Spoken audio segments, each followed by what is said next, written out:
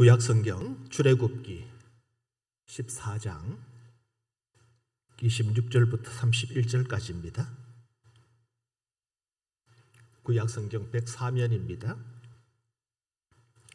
출애굽기 14장 26절부터 31절까지 봉독하겠습니다. 여호와께서 모세에게 이르시되 내 손을 바다 위로 내밀어 물이 애굽 사람들과 그들의 병거들과 마병들 위에 다시 흐르게 하라 하시니 모세가 곧 손을 바다 위로 내밀매 새벽이 되어 바다의 힘이 회복된지라. 애굽 사람들이 물을 거슬러 도망하나 여호와께서 애굽 사람들을 바다 가운데 엎으시니 물이 다시 흘러 병거들과 기병들을 덮되 그들의 뒤를 따라 바다에 들어간 바로의 군대를 다 덮으니 하나도 남지 아니하였더라. 그러나 이스라엘 자손은 바다 가운데를 육지로 행하였고 물이 좌우에 벽이 되었더라. 그날에 여호와께서 이같이 이스라엘을 애굽 사람의 손에서 구원하시매 이스라엘이 바닷가에서 애굽 사람들이 죽어 있는 것을 보았더라. 이스라엘이 여호와께서 애굽 사람들에게 행하신 그 큰 능력을 보았으므로 백성이 여호와를 경외하며 여호와와 그의 종 모세를 믿었더라. 아멘. 할렐루야. 걱정들이 많죠. 코로나가 계속해서 기승을 부리고 있어서 걱정들이 많습니다. 기도하시고 하나님의 은혜를 사모하고 하나님의 도움을 구하고 하나님의 보호하심과 또 인도하심, 지켜주심 늘 사모하면서 이 어려운 한때를 잘 이기며 나가실 수 있기를 주님의 이름으로 축복합니다. 이 지구상에 200수십여 나라가 있고 수많은 민족들이 살아가고 있습니다.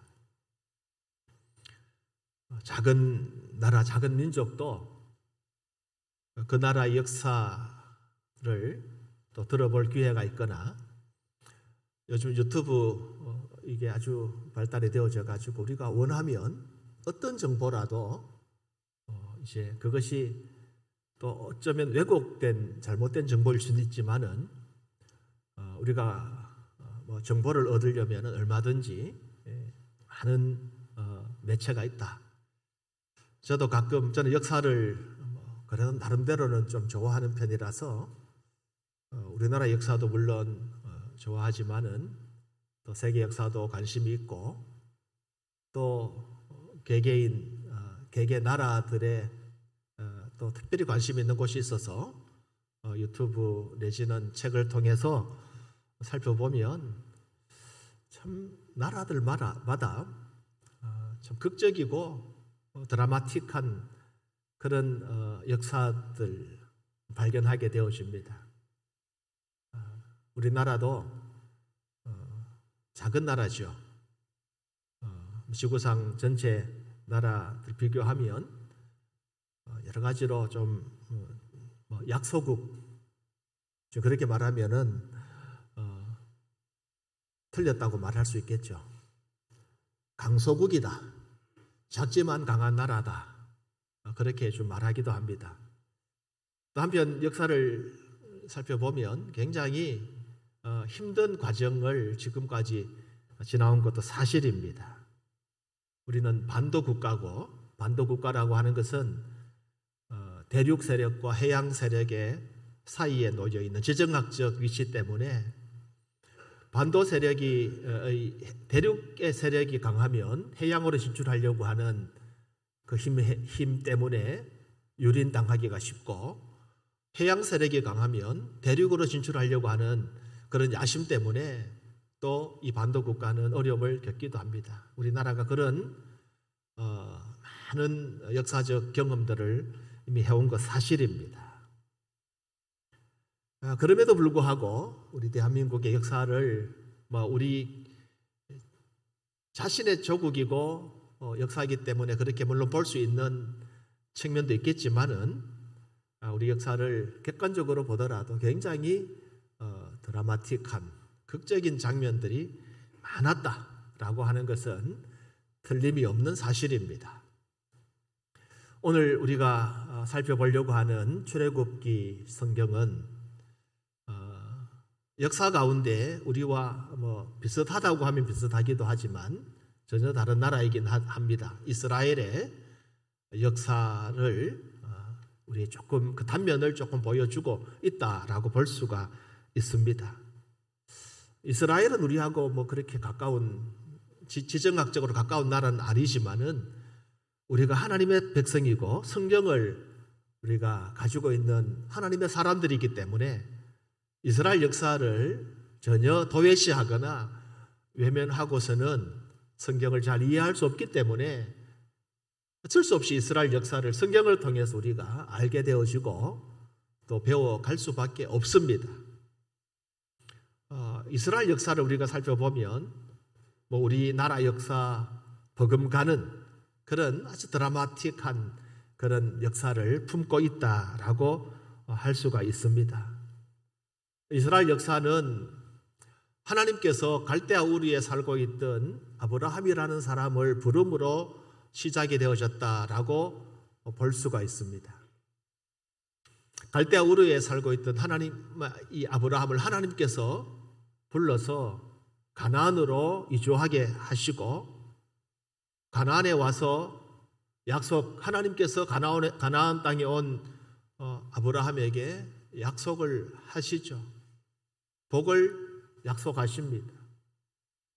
하늘의 별처럼 바닷가의 모래와 같은 그런 복, 천하 만민의 복의 근원이 되어지는 그런 축복을 아브라함에게 약속하시고, 그런데 그 약속과는 달리 100세가 되도록 아들 하나 없었지 않습니까? 물론 아내 사라의 몸종인 하갈을 통해서 이스마엘을 낳긴 하지만 그 약속은 이루어지지 않는 듯 보였습니다.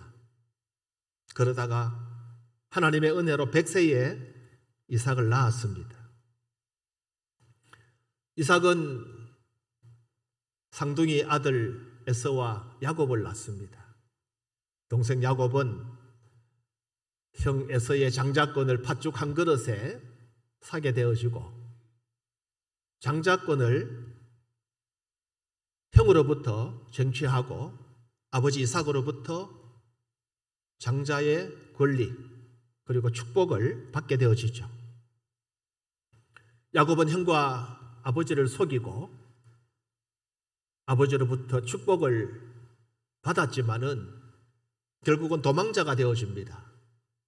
형과 아버지를 피해서 북쪽 바단 아람 하란이라는 곳으로 도망을 가서 그곳에서 외삼촌 라반의 집에 20년 동안 거주하면서 두 아내를 얻습니다.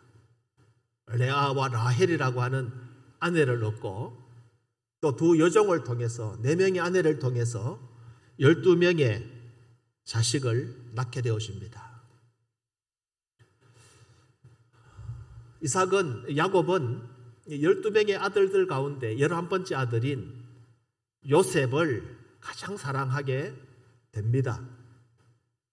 그래서 다른 형제들로부터 시기를 받습니다. 동생을 편애하는 아버지, 그리고 형을 무시하는 그런 동생 요셉.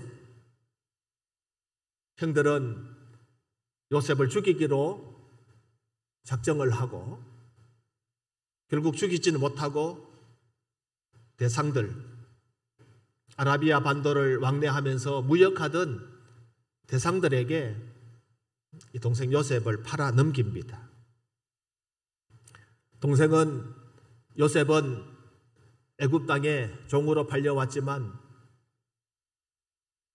보디발이라고 하는 애굽의 군대 장관, 그가 종으로 와서 섬기는 주인의 집에서 최선을 다하고, 왜냐하면 그는 하나님을 섬기는 사람이었기 때문에, 비록 그의 신세가, 그의 처지가 노예요 종이었지만 원망하지 아니하고 요셉은 보디발의 집에 최선을 다합니다. 결국 인정을 받게 되어지고 보디발의 가정 총무가 되어집니다. 그 집의 모든 일을 책임지는 집사가 되어지죠. 그러나 억울하게도 누명을 쓰고 감옥에 갇히게 되어집니다. 하나님의 은혜로 요셉은 바로의 꿈 해석을 하게 되어지고 그 꿈 해석으로 인하여서 요셉은 애굽의 총리가 되어집니다.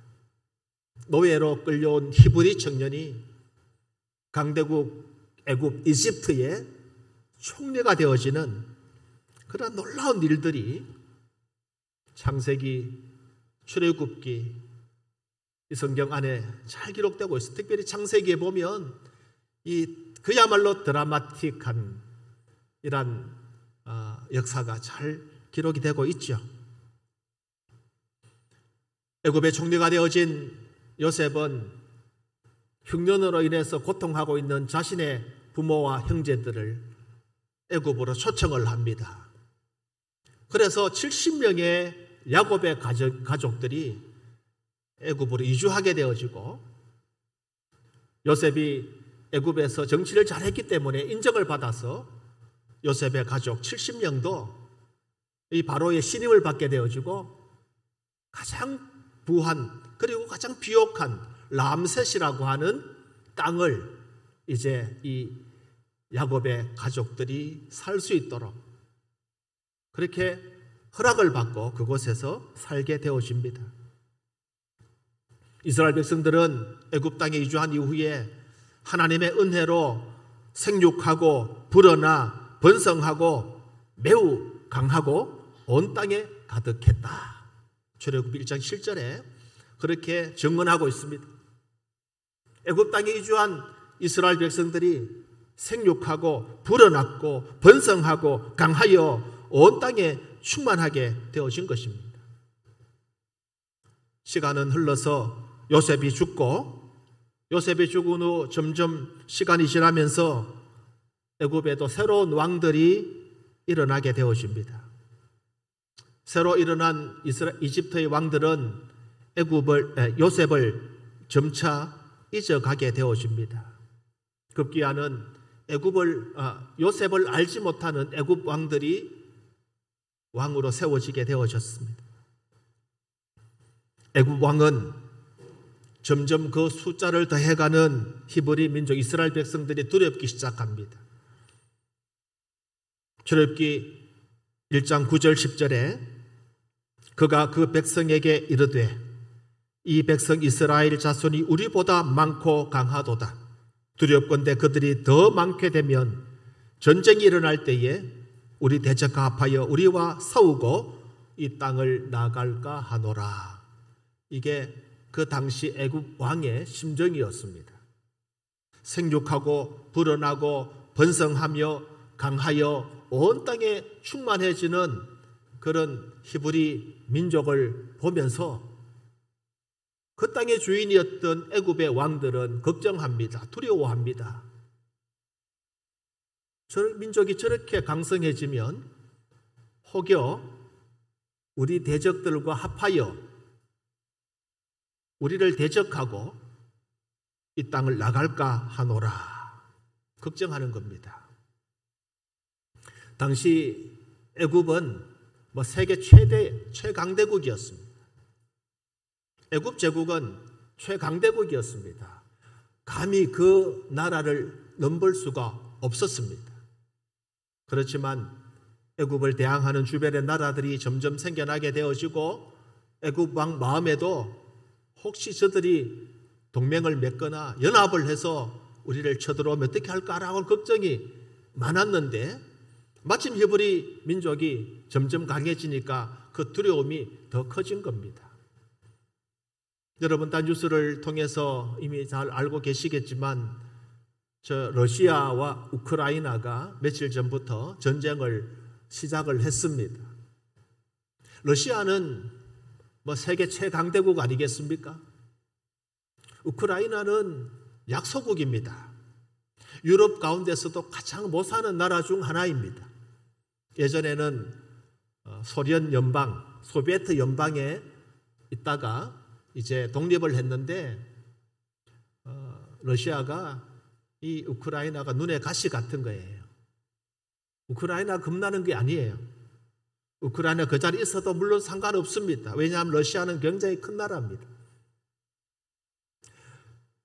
여러분, 애굽 백성들이, 이스라엘 백성들이 좀 강성하다고 해서 뭐 겁이 나겠습니까? 문제는 이 우크라이나가 나토, 북대서양 조약기구에 편입이 되어져 가지고 나토에 가입이 되어지면 미국이나 유럽의 군대가 들어오게 되어지고 핵무기가 들어오게 되어지고 그렇게 되어지면 러시아가 걱정이 되는 겁니다. 그래서 우크라이나는 나토에 가입하려고 하고 그래야 또 보장을 받을 수 있으니까요.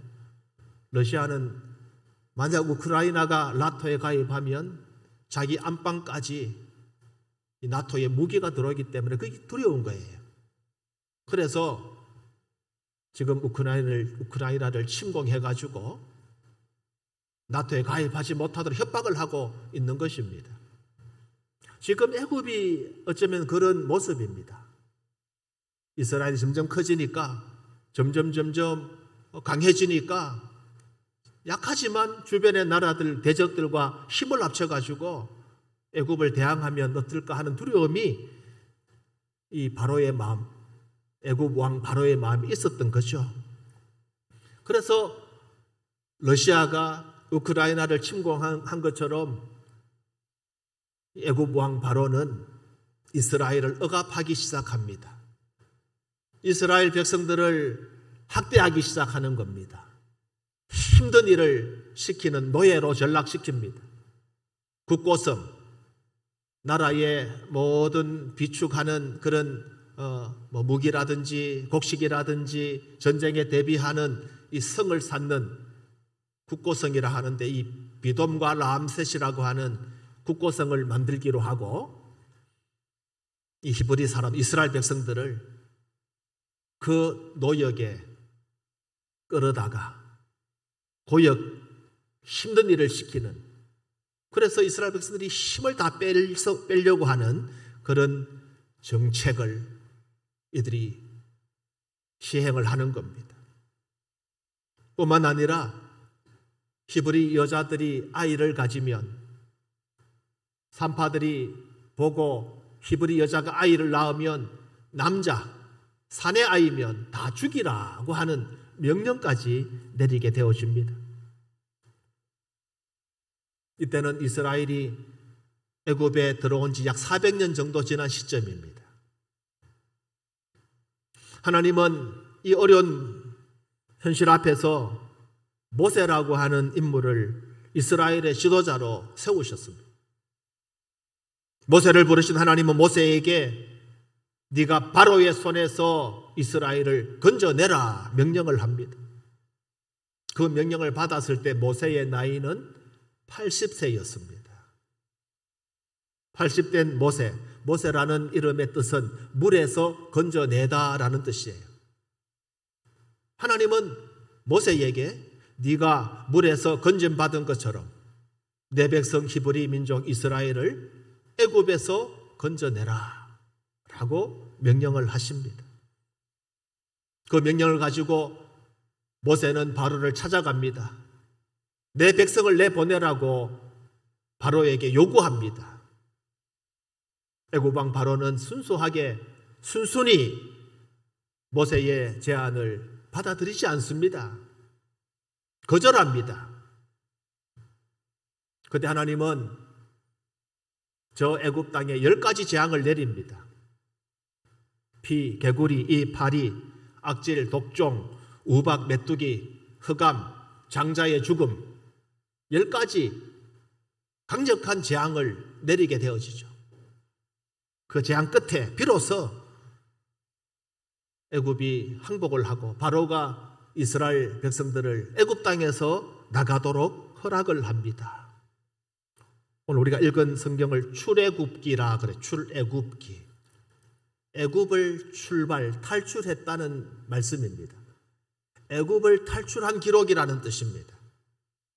비로소 애굽, 이집트입니다. 애굽이라는 나라는 이집트, 지금의 이집트입니다. 이집트를 탈출했다. 출애굽했다. 드디어 이스라엘 자손이 애굽을 떠납니다. 람셋이라는 곳을 출발해서 애굽을 떠날 때에 성경 기록을 보면 이스라엘 백성들의 숫자가 얼마냐? 유아 외에, 젖 먹는 아이 외에 장정, 보행하는, 걸을 수 있는 장정이 60만 명. 70명이 애굽 땅에 이주해 갔습니다. 400년 전의 이야기입니다. 400년 동안 70명이 애굽 땅에 거주하면서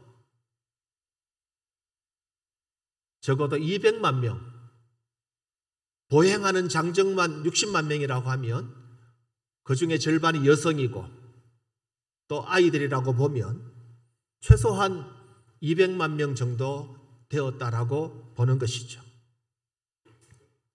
이스라엘 백성들이 애굽 땅에 거주한 지 430년 지났을 때 하나님은 이스라엘 백성들을 애굽에서 불러서 가나안으로 가도록 허락하신 것입니다. 모세의 인도로 이스라엘은 람셋을 출발해서 숫꽃 그리고 에담, 짧은 거리입니다. 여기까지 오는 동안에 하나님께서는 이스라엘 백성들을 앞서 행하시면서 낮에는 구름 기둥으로 밤에는 불 기둥으로 비추시면서 주야로 진행하도록 허락하셨습니다.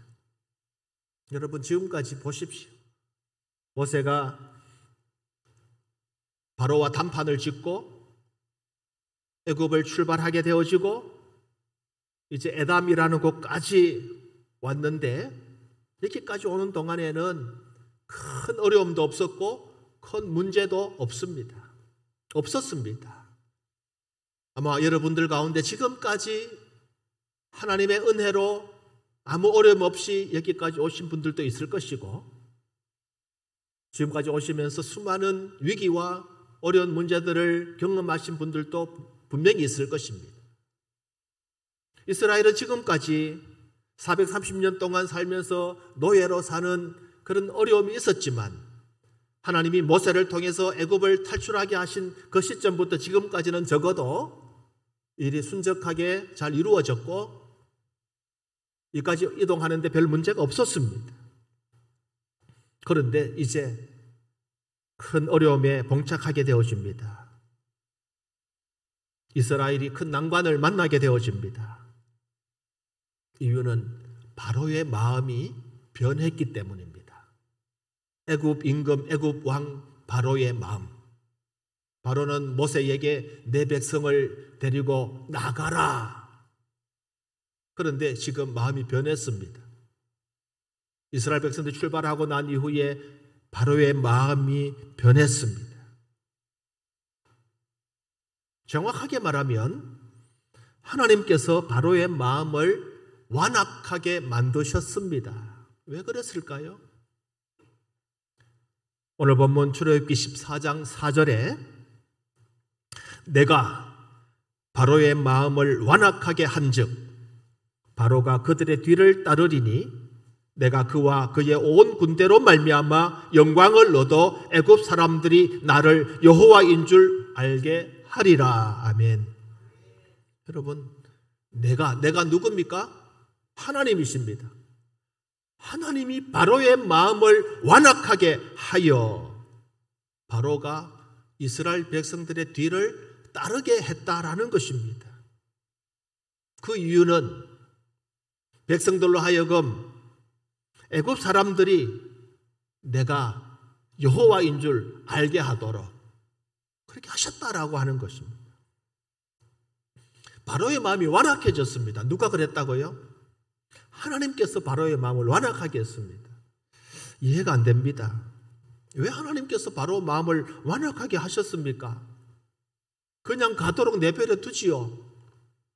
그냥 이스라엘 백성들이 애굽을 떠나도록 그냥 두지요. 왜?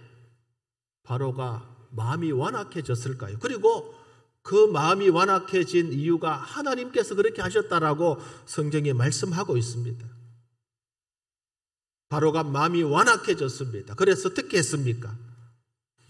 병거 600대를 특별 병거를 선발합니다. 지금 러시아가 우크라이나 공격하고 있는데 미사일을 쏘고 전차 부대가 앞서가고 미사일로 초토화시키고 전차 부대가 진격하고 그 뒤에 누가 따릅니까? 보병이 따르죠.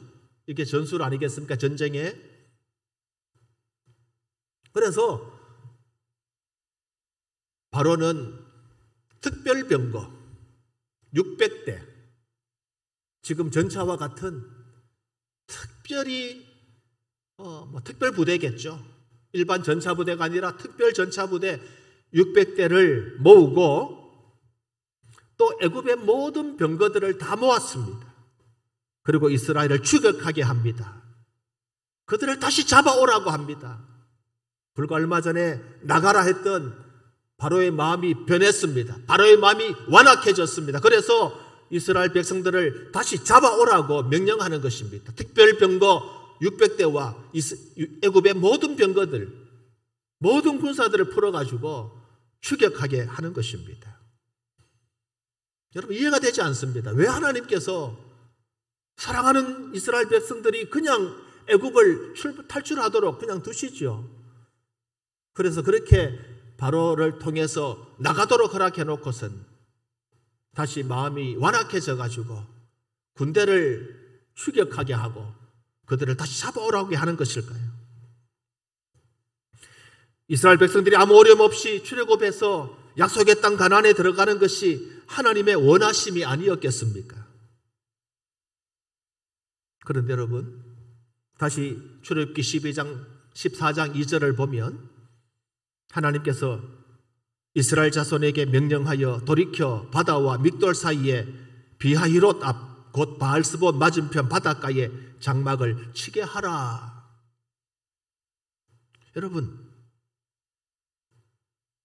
하나님께서 이스라엘 백성들을 가나안 땅으로 가도록 허락을 하셨는데 여기 지금 등장하고 있는 믹돌 비하히롯, 여러분 여기가 어딘지 성경을 조금 연구하고 지도를 좀 보신 분들은 알 수 있겠지만은 이렇게 보시면 됩니다.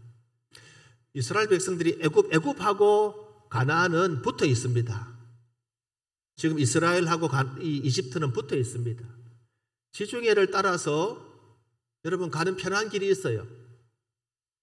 그렇게 가면 지금 걸어가도 보름 정도면 충분히 갈 수 있는 거리예요.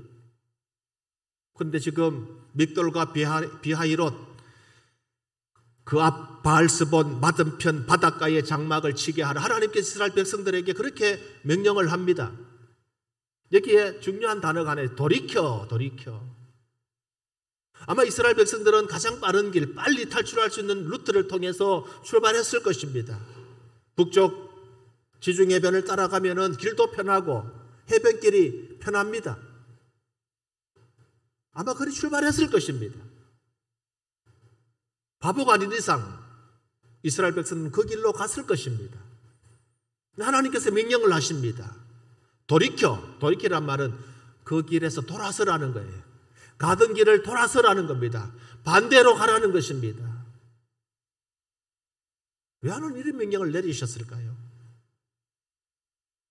그래서 하나님의 명령을 받은 이스라엘 백성들이 가던 길을 돌이켜 믹돌과 비하히롯 그 맞은편 바알스본 바닷가에 장막을 치게 되어집니다. 그런데 여러분, 하나님께서 이곳으로 가라고 했을 때에 그곳에서 이스라엘 백성들이 어떻게 되었을까요? 갇히게 되어집니다. 갇히게 되어졌어요. 성경에 보면 이내 이스라엘 백성들은 광야에 갇히게 되어졌다. 지금 빨리 도망을 가야 되는데 도간에 든 쥐처럼 되어지고 말았다는 거예요. 이 틈을 노려 바로가 추격해 오는 것입니다. 바로는 이스라엘이 갇혔다, 빨리 추격해서 그들을 잡아오라 명령을 내린 것입니다. 이스라엘은 지금 큰 어려움을 당하게 되어졌습니다. 하나님께서 바로의 마음을 완악하게 하시고 이스라엘을 돌이켜 광야에 갇히게 하시고, 여러분 왜 이렇게 하셨을까요? 바로의 마음을 완악하게 한 것도 하나님이시고, 이스라엘 백성들이 광야에 갇히게 되어진 것도 하나님 때문이고, 도대체 하나님은 병 주고 약 주는 분이십니까? 떠나라고 했다가 돌아가라 했다가 갇히게 했다가 바로의 마음을 완악하게 해서 그들을 추격하게 하고 위험에 빠뜨리고, 하나님은 고약하신 분 같아요. 그렇지 않습니까? 그렇지 않고서야 하나님 왜 그렇게 하셨을까요? 근데 하나님은 분명하게 말씀하십니다. 이 일을 통해서 하나님은 바로의 마음을 완악하게 하심으로 자신의 영광을 나타내려 하셨다. 놀랍지 않습니까? 하나님의 계획입니다.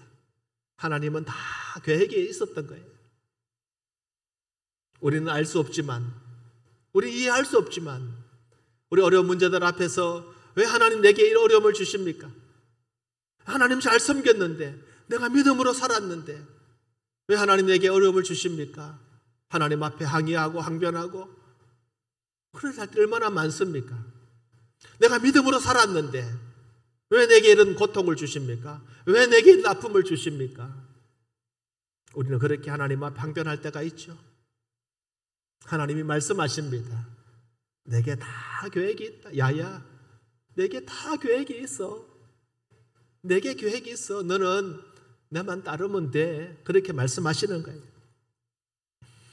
이스라엘 백성들이 애굽의 군대가 추격해 오는 것을 보고 반응을 합니다. 오늘 본문 14장 11절에 이렇게 반응합니다. 그들이 또 모세에게 이르되 애굽에 매장지가 없어서 당신이 우리를 이끌어내어 이 광야에서 죽게 하느냐? 어찌하여 당신 우리를 애굽에서 이끌어내 이같이 우리에게 이같이 하느냐? 아니, 우리가 애굽에 죽어서 매장할 데가 없어가지고 이 광야까지 나와서 여기 죽어서 매장시키려고 우리를 이곳으로 이끌어냈느냐? 12절에 우리가 애굽에서 당신에게 이런 말이 이것이 아니냐? 이르기를 우리를 내버려 두라. 우리가 애굽 사람을 섬길 것이라 하지 아니하더냐? 애굽 사람을 섬기는 것이 광야에서 죽는 것보다 낫겠노라. 여러분 충분히 이렇게 말할 수 있죠. 겨우 애굽을 탈출하는가 싶었는데 광야에 갇혔습니다. 애굽의 군대가 병거를 이끌고 추격해 옵니다. 뭐 도관에 든지요, 다 죽게 되었지 않습니까? 애굽에 묻을 데가 없어서 여기 와서 죽게 하느냐? 차라리 우리를 애굽으로 다시 돌려보내라. 애굽 사람을 섬기는 것이 더 낫겠노라. 이렇게 모세를 모세에게 원망하고 있는 것입니다. 홍해에 이르렀을 때에 뒤따라오는 애굽 군대를 보고 두려워 떨며 정신없이 모세를 원망하는 이스라엘 백성들의 모습 한번 상상해 보십시오. 모세를 향하여 손가락질하면서 원망합니다. 네 때문에 우리가 죽게 되어졌다. 네가 아니었으면 살았을 텐데 네 때문에 우리가 죽게 되어졌다라고 모세를 원망하는 이스라엘 백성들의 모습을 상상해 보십시오. 그런데 모세는 그들 앞에 당당히 말합니다. 그들 앞에 당당히 말합니다. 13절입니다. 모세가 백성에게 이르되 너희는 두려워하지 말고 가만히 있어서 여호와께서 오늘 너희를 위하여 행하시는 구원을 보라. 오늘 너희를 위하여 행하시는 하나님의 구원을 보라. 너희가 오늘 본 애굽 사람을 영원히 다시 보지 못하리라. 14절에 여호와께서 너희를 위하여 싸우시리니 너희는 가만히 있을지니라. 원망하는 이스라엘 백성들에게 모세는 하나님이 너희를 위해 싸울 테니까 걱정하지 말고 하나님이 싸우시는 것을 가만히 서서 보라 명령하고 있는 것입니다. 여러분 가슴 뛰지 않습니까? 하나님이 내 대신 싸워주시고 하나님이 나의 문제를 해결해 주시고 나는 그냥 가만히 있어서 하나님께서 하시는 것만 볼 수 있다면 얼마나 기분 좋은 일이겠습니까? 그런데 여러분 이스라엘 백성들에게 모세가 가만히 있으라 가당한 말씀입니까? 지금 애굽의 군대가 병거를 이끌고 추격하고 눈앞에 보이는데 가만히 평온하게 있을 수 있겠습니까? 하나님은 모세를 통해서 내가 책임질게, 내가 책임진다, 내가 하는 것, 나의 일, 나의 계획, 너는 눈을 가지고 보기만 해라. 하나님은 내게 다 계획이 있다고 말씀하고 있습니다. 하나님은 애굽 군대보다 크십니다. 하나님은 홍해보다 크신 분이십니다. 하나님의 계획 속에, 하나님의 섭리 가운데 하나님은 이 일을 통해서 하나님 자신이 영광을 받으시기를 원하신 것입니다. 하나님이 영광 받으시려고 이 일을 계획하시고 하나님이 이 일을 행하시고 계신다는 것입니다. 우리는 이스라엘 백성들과 같이 이 땅을 살면서 많은 어려움과 많은 위기들을 만나기도 합니다. 이해할 수 없는 문제들 앞에 놓이기도 합니다. 그러나 믿음의 사람이 겪는 시련과 역경 속에는 반드시 하나님의 계획이 있음을 보시기 바랍니다. 우리 믿음의 사람이 겪는 시련과 역경 속에는 하나님의 계획하심이 있다는 사실을 믿으시기를 축복합니다.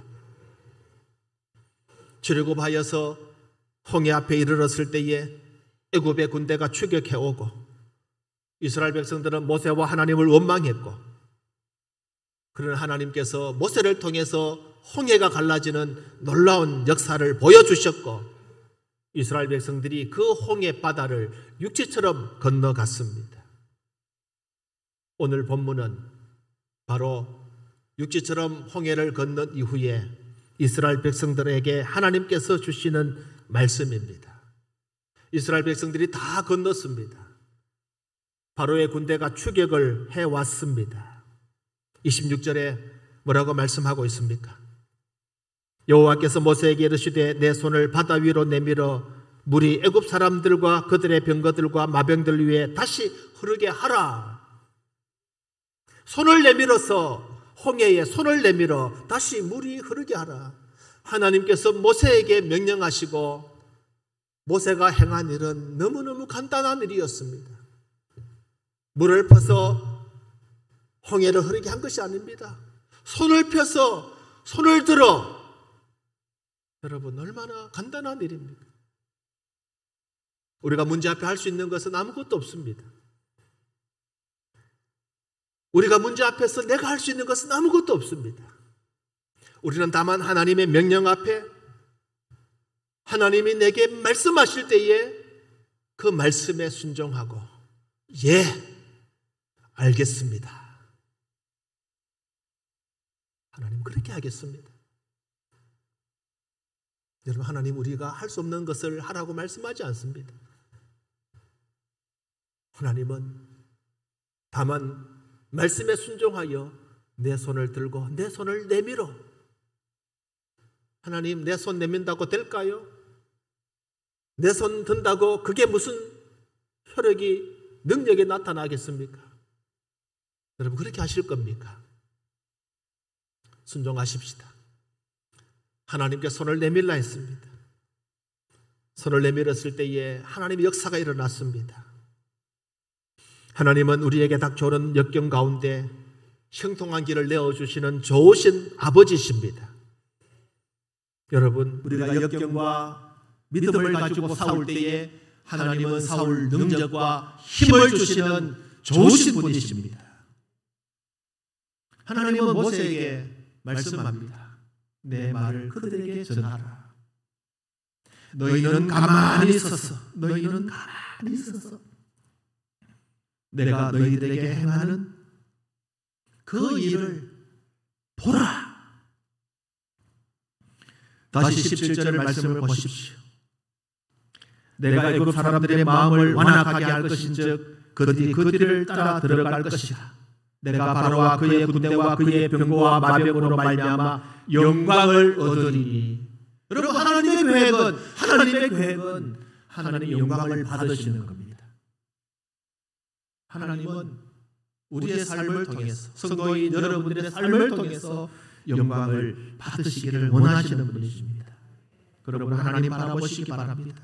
하나님의 자녀된 저와 여러분들이 많은 위기를 만날 수밖에 없고 역경을 만날 수밖에 없지만 하나님의 능력과 하나님의 신실하심 그것을 우리가 깨닫고 알게 되어진다면 하나님을 바라볼 수 있을 것입니다. 우리 아직도 하나님 앞에 우리의 눈을 들지 못할 때가 많습니다. 우리 믿음이 약하여서 하나님을 바라보지 못하고 아직도 세상을 바라보고 내 경험과 내 기술과 사람 의지할 때가 얼마나 많은지 모릅니다. 지금도 인자한 얼굴을 바라보시면서 내 얼굴을 들라 말씀하시는 하나님 앞에 여러분 얼굴을 드십시오. 인자하신 하나님 앞으로 여러분의 얼굴을 드십시오. 그리고 하나님께 도움을 구하십시오. 주님 나를 도와주십시오. 나와 함께 해주십시오. 기도하시기를 바랍니다. 이스라엘이 처한 모든 환경이 만약 그들이 원했던 대로 완벽했거나 그들이 원했던 대로 잘 되었거나 문제가 없었다면 그들이 하나님을 신뢰했겠습니까? 그들이 하나님을 믿었겠습니까? 여러분의 환경이 너무너무 좋으면 여러분 하나님을 신뢰하거나 하나님을 믿고 하나님을 의지하겠습니까? 아마 이 자리에 여러분 아무도 없을는지도 모릅니다. 여러분이 원했던 모든 일들, 여러분이 기대했던 모든 일들이 술술 잘 풀리고 문제가 해결되어지고 어려움이 없다고 하면 아마 이 자리에 아무도 남아있지 않을 수도 있을 것입니다. 이스라엘 백성들은 홍해 사건을 체험하고서 비로소 여호와를 경외하며 모세를 믿게 되어졌습니다. 31절에 이스라엘이 여호와께서 애굽 사람들에게 행하신 그 큰 능력을 보았으므로 백성이 여호와를 경외하며 여호와와 그의 종 모세를 믿었더라. 여러분 어떤 문제가 있습니까? 어떤 어려움이 있습니까? 좋으신 하나님은 우리의 모든 문제를 책임져 주시는 우리의 좋으신 아버지이십니다. 우리는 그분의 자녀입니다. 그분은 좋으신 아버지고 우리는 그분의 자녀입니다. 좋으신 하나님께서는 우리의 모든 문제를 책임져 주시는 좋으신 아버지이심을 믿으시기 바랍니다. 그렇기 때문에 위기 앞에서도 감사하십시오. 여러분 지금 역대 어떤 위기보다도 큰 위기가 지금 우리 앞에 분명히 있습니다. 하나님 앞에 다 맡기십시오. 그리고 감사하십시오. 기도하십시오. 위기라는 말은 잘 알듯이 위험과 기회라는 말이 섞여 있는 말입니다. 위험한 일이 우리에게 있지만 동시에 그것이 내게 기회가 될 수 있는 겁니다. 위기가 찾아왔으면 그것을 기회로 삼으십시오. 위험한 일을 만났습니까? 기회로 삼으시기 바랍니다. 하나님께서와 여러분 함께 하실 것입니다. 로마서 8장 28절에 우리가 알거니와 하나님을 사랑하는 자 곧 그의 뜻대로 부르심을 입은 자들에게는 모든 것이 합력하여 선을 이루느니라. 아멘. 그렇습니다.